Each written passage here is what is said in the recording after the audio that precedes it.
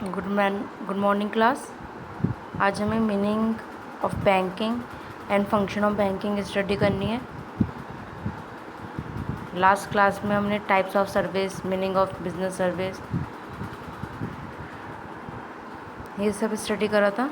अब बैंक क्या होते हैं? बैंक वो इंस्टीट्यूशंस होते हैं जहाँ पे हम अपने मनी को सेव करते हैं, या जब हमें रिक्वायर्ड होती है, नीड होती है, तो हम एज अ लोन की फॉर्म में उसे ले सकते हैं, जो क्रेडिट भी देते हैं आपको, आपकी नीड्स को फुलफ़िल करने के लिए। तो डिफ़ाइन दे रखी है, bank collect deposit from the public and supply credit there with the facility exchanging. अब फंक्शन की बात करें बैंक के, तो प्राइमरी और सेकेंडरी 2 फंक्शंस डिवाइड किए गए हैं बैंकिंग सेक्टर के।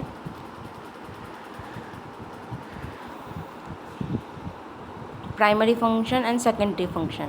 प्राइमरी फंक्शन में फर्स्ट फंक्शन में वो एक्सेप्ट करता है डिपॉजिट, जैसे कि आपकी एफडी बना दी, या आपने करंट अकाउंट में सेव कर दिया, सेविंग अकाउंट में सेव कर दिया, या मल्टीपल ऑप्शन डिपॉजिट अकाउंट होते हैं, या आपने पैसा ले लिया लोन की फॉर्म में, कैश क्रेडिट कार्ड यूज़ करके, ओवरड्राफ्ट में मतलब आपने जितनी डिमांड अकाउंट में है भी नहीं, उससे ज़्यादा पैसा ही बिजनेस में मोस्टली यूज़ करते हैं।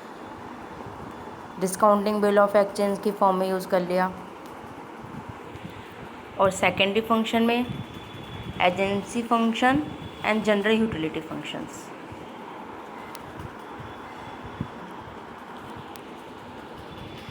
अब उसकी डिटेल है, एक्सेप्टिंग डिपॉजिट, जितने भी आप अपने पैसे जमा करते हो, वो जो पैसे डिपॉजिट होते हैं, ये मेन फंक्शन होता है, जिसमें FD, current deposit, saving account, या अपने अकॉर्डिंग जितनी आपको रिक्वायर्ड लगे, इम्पोर्टेंट पॉइंट अपने अकॉर्डिंग लिख लीजिए। वैसे ये सफिशिएंट है। अगर इसे और छोटा करना हो तो इम्पोर्टेंट बातें सारी आ जाएं, जैसे इंटरेस्ट एफडी में, सेविंग अकाउंट में कैसे रहता है, अमाउंट कैसे जमा होता है इसमें, तो बस इतनी इंपॉर्टेंट बातें ज़रूर होनी चाहिए। रेट ऑफ इंटरेस्ट कैसा रहता है, ये बात रिक्वायर्ड ज़रूरी है। इसकी नेचर कैसी होती है, सेविंग अकाउंट की, या फिर रिकरिंग डिपॉजिट अमाउंट की, या मल्टीपल ऑप्शनल डिपॉजिट की, ये सब नोट डाउन करना है आपको कॉपी में। देन आती है लोन की बात। तो लोन, जब भी आपको कोई भी चीज़ परचेज़ करनी है, रिक्वायर्ड पड़ जाती है लोन की, या फिर कोई भी पर्पस के लिए, अपने कोई पर्सनल पर्पस के लिए आपको कभी रिक्वायरमेंट पड़ती है लोन की, तो उसकी इंस्टॉलमेंट बनती है। मंथली दे सकते हो इंस्टॉलमेंट, या क्वार्टरली बेस दे सकते हो इंस्टॉलमेंट, या पूरे साल की इंस्टॉलमेंट के बेस में दे सकते हो।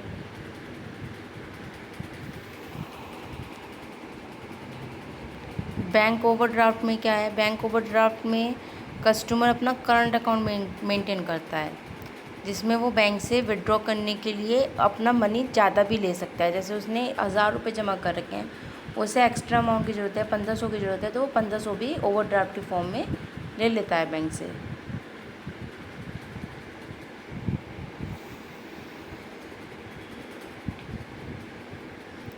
अगर इसमें कोई प्रॉब्लम आती है तो फिर क्वेरी टाइम में आप मुझसे आस्क करिएगा, कोई भी क्वेरी। वैसे इजी पॉइंट है, लैंग्वेज बहुत इजी है। फिर सेकेंडरी फंक्शन में एजेंट फंक्शन, इसमें वो बिल ऑफ एक्सचेंज कलेक्ट करता है, डिविडेंड इंटरेस्ट कलेक्ट करता है, बाय परचेज एंड सेल करता है, सिक्योरिटी डिबेंचर्स, पेमेंट करता है इंटरेस्ट का, इंश्योरेंस का, प्रीमियम का, ट्रांसफ़र हो सकते हैं fund from one branch to another branch. फिर है general utility function. General utility function में लॉकर फैसिलिटी होती है, जिसमें आप अपनी ज्वेलरी सेव कर सकते हो, या कोई भी अमाउंट, कुछ भी इंपॉर्टेंट डॉक्यूमेंट्स लॉकर में रख सकते हो। फाइनेंशियल पोजीशन कस्टमर की देख के ये लॉकर प्रोवाइड किया जाता है।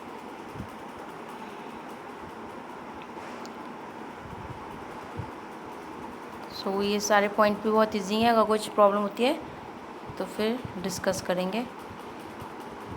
अब आता है आपका next topic, electrical banking service. Electrical banking service है आपकी ई बैंकिंग की, इलेक्ट्रॉनिक बैंकिंग। जैसे आपकी इस समय at a time E classes चल रही हैं, इलेक्ट्रॉनिक क्लासेस, ऑनलाइन क्लासेस, तो ऐसी ई बैंकिंग का सिस्टम है जिसमें आप अपना पैसा कहीं भी किसी भी प्लेस पे, अगर आपने एक जगह, आप बिजनौर में रहते हो, बिजनौर में आपने सेविंग कर रखी है, लेकिन आप कहीं बाहर जाना पड़ गया, मेरठ या कहीं भी, तो आप वहाँ पे भी अपना पैसा निकाल सकते हो at any time, at any place. इसमें electronic fund transfer, ATM, debit card, credit card, tele banking, core banking solution, NEFT, RTGS, ये सारी इम्पोर्टेंट चीज़ें आती हैं। लैंग्वेज नोट्स की इतनी ईजी है कि आपको पढ़ के ही समझ में आ जाएगी। अगर फिर भी कुछ टॉपिक नहीं क्लियर होता है तो क्वेरी टाइम में आप मुझसे पूछ लीजिएगा। बेनिफिट क्या होते हैं ई बैंकिंग के? बेनिफिट ये होते हैं कि इलेक्ट्रॉनिक बैंकिंग में आप अमाउंट कभी भी 24 आवर्स में निकाल सकते हो, आपके 365 डेज़ में इलेक्ट्रॉनिक बैंकिंग की पूरी सर्विस आपको प्रोवाइड होती है।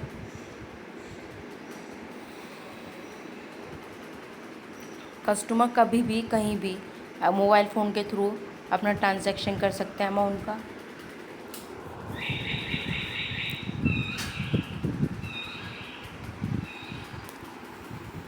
कस्टमर सेटिस्फिकेशन ई बैंकिंग में ग्रेट होता है, क्योंकि कोई अवॉइड नहीं होता है। इसमें ट्रैवलिंग नहीं करनी है कैश की ट्रांजैक्शन के लिए, तो कोई भी ऐसा नहीं है कि हम कैश लेके आ रहे हैं तो चोरी होने के चांसेस, ऐसा नहीं होता है इसमें।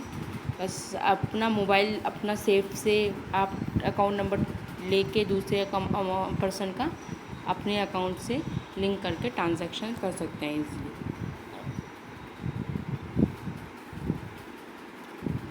बेनिफिट की बात करें तो इसके बहुत सारे बेनिफिट हैं।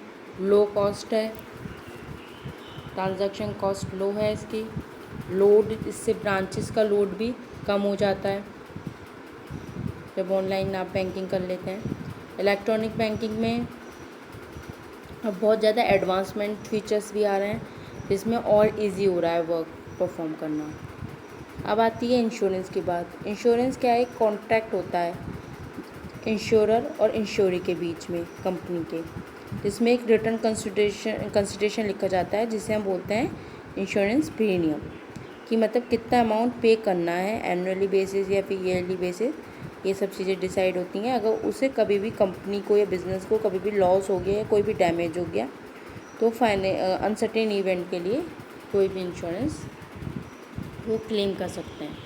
अब प्रिंसिपल की बात करें तो इसके जो प्रिंसिपल्स होते हैं 7 प्रिंसिपल्स हैं।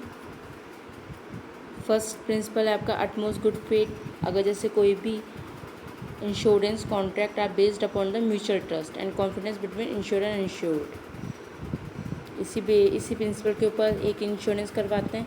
हमें बिलीव तो रखना ही पड़ता है इंश्योरेंस कंपनी पे कि जब हमें रिक्वायर्ड होगी तो इंश्योरेंस कंपनी हमें अमाउंट पे करेगी और हमारी नीड्स को फुलफ़िल करेगी।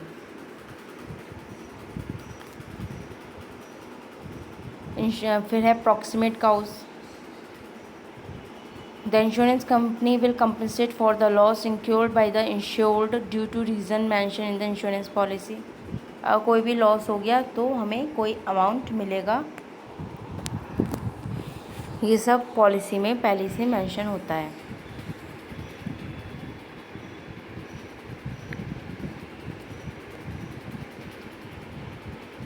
अब है मिटिगेशन। मिटिगेशन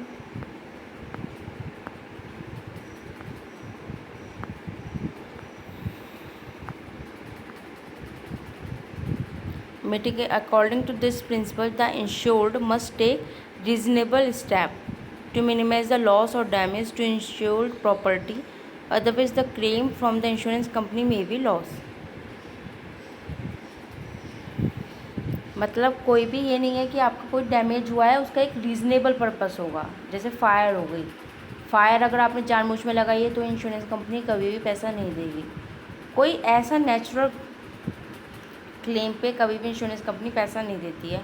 कोई अनसर्टिनिटी हुई है तभी आपको पैसा मिलेगा, अदरवाइज़ पैसा ऐसे जैसे अर्थक्वेक आया तो ये एक्ट ऑफ क्लेम जो होता है वो नेचुरल क्लाउजेज होता है, तो इस सब पे इंश्योरेंस कंपनी पैसा नहीं पे करती है। अगर कोई अक्रेंस हुई है आपकी इवेंट पे, जैसे कि आपने खुद से आग लगाई, तभी भी पैसा नहीं मिलेगा। अगर हाँ फैक्ट्री में कुछ शॉर्ट सर्किट हो गया है जिससे डैमेज हो गया है, तो आपको पैसा ज़रूर देगी इंश्योरेंस कंपनी। एक वैलिड रीज़न होता है, तब आपको पैसा मिलता है। टाइप्स देखें इंश्योरेंस के, तो लाइफ इंश्योरेंस होता है जिसका पैसा आपकी लाइफ पे डिपेंड है। दूसरा होता है जनरल इंश्योरेंस, इसमें fire insurance, marine insurance and other insurance आते हैं। अदर इंश्योरेंस के पास प्रिंसिपल्स ऑफ इंश्योरेंस के जितने पॉइंट हैं वो भी हो सकते हैं। और फायर इंश्योरेंस में जितने भी, अगर जैसे कोई आग वाग लग गई है, आपकी फैक्ट्री में डैमेज हो गया है, तो उससे रिलेटेड होती है। और मैरीन इंश्योरेंस जो होती है वो शिपिंग बिजनेस से रिलेटेड होती है।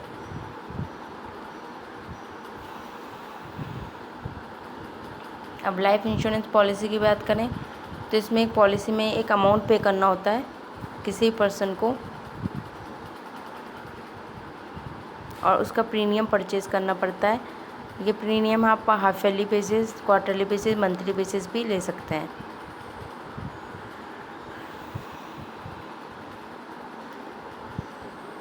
अगर टाइप्स देखें लाइफ इंश्योरेंस पॉलिसी के, तो whole life policy, endowment life policy, joint life policy, annuity policy और फायर इंश्योरेंस, ये सारी चीज़ें पॉलिसी के आती हैं। इसमें पॉलिसी के सिर्फ नेम भी याद कर लेंगे तो सफिशेंट है।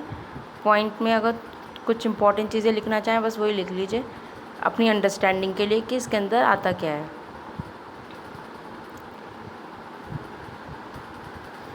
अब है fire insurance. Fire insurance it provides safety against loss from fire.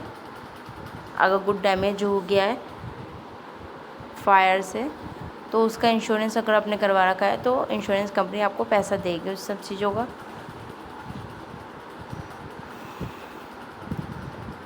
ऐसे मैराइन इंश्योरेंस, अगर मैं जब बता रही थी शिपिंग बिजनेस के लिए होता है। अगर सी में कभी भी कोई भी सामान आपका डूब गया, तूफ़ान आ गया एकदम से, आप समुद्र से अपना कोई सामान ले जा रहे हो और एकदम से तूफ़ान आ गया, तो आपका सारा सामान वाटर में डैमेज हो गया, तो उन सब के लिए अगर आपने इंश्योरेंस करवा रखा है तब आपको उसका अमाउंट मिलता है। अदर इंश्योरेंस में आपकी हेल्थ इंश्योरेंस, अगर आपको कोई डिसीज़ हुई या कोई प्रॉब्लम हुई तो उसके लिए इंश्योरेंस होता है, उसमें आपको अमाउंट मिलता है। फिर नेक्स्ट लेक्चर में हम आगे के टॉपिक डिस्कस करते हैं, जैसे कि कम्युनिकेशन हो गया। अभी आप इतने वर्क कंप्लीट करिए अपनी कॉपी में।